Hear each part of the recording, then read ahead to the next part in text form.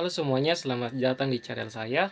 Perkenalkan, nama saya Aditya Fernandito dengan NIM 1020229384. Nah, video kali ini kita akan membahas tema yang mungkin sangat cukup berat, tapi sangat penting, yaitu tentang pandangan etika Kristen mengenai perceraian. Nah, di dalam kekristenan, pernikahan adalah sebuah ikatan yang kudus dan seharusnya tidak dipisahkan dengan mudah. Nah, mari kita lihat lebih dalam tentang apa yang dikatakan Alkitab dan pandangan etika Kristen mengenai perceraian, serta bagaimana pandangan ini diterapkan dalam kehidupan kita sehari-hari.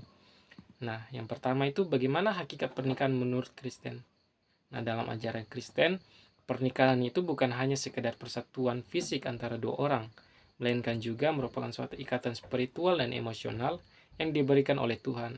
Nah, dalam Kejadian 2 ayat yang ke-24 disebutkan bahwa sebab itu seorang laki-laki akan meninggalkan ayahnya dan ibunya dan bersatu dengan istrinya, sehingga keduanya menjadi satu daging.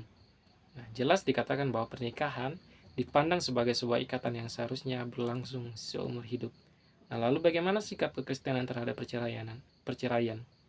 Nah, kekristenan pada dasarnya sangat menentang perceraian. Tuhan membenci perceraian yang seperti yang ditegaskan dalam Maliaki 2 ayat yang ke-16. Sebab aku membenci perceraian, firman Tuhan.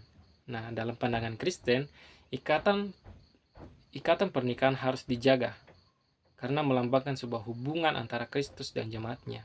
Oleh karena itu, perceraian dipandang sebagai bentuk pelanggaran serius terhadap ikatan yang telah diatur oleh Tuhan. Nah, bagaimana kondisi yang membolehkan perceraian? Meskipun demikian, terdapat beberapa pengecualian dalam Alkitab yang memungkinkan perceraian. Nah, dalam Matius 19 ayat yang ke-9, Yesus mengajarkan bahwa perceraian dapat dibenarkan jika terjadi perzinahan.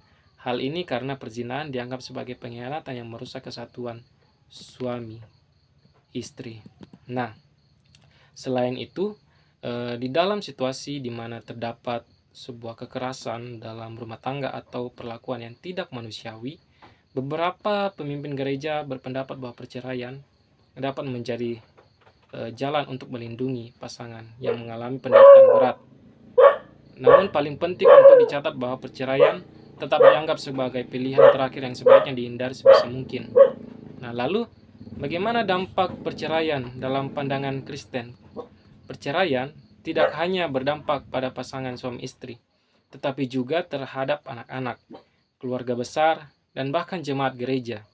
Nah, dampak psikologis dan emosional terhadap anak-anak bisa sangat besar, termasuk munculnya perasaan tidak aman, trauma, dan masalah kepercayaan.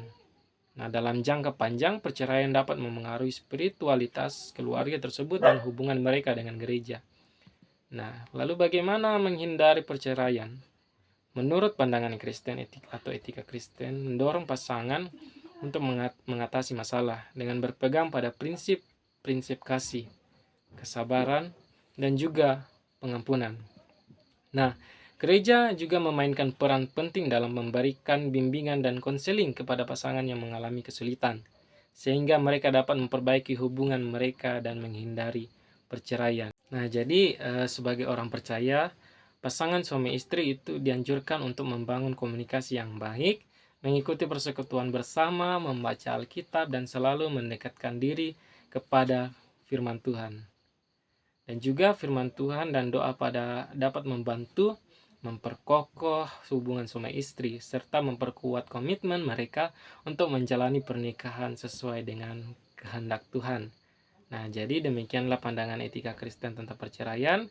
Dalam ajaran Kristen, pernikahan adalah sebuah panggilan yang serius dan sakral yang diharapkan berlangsung seumur hidup.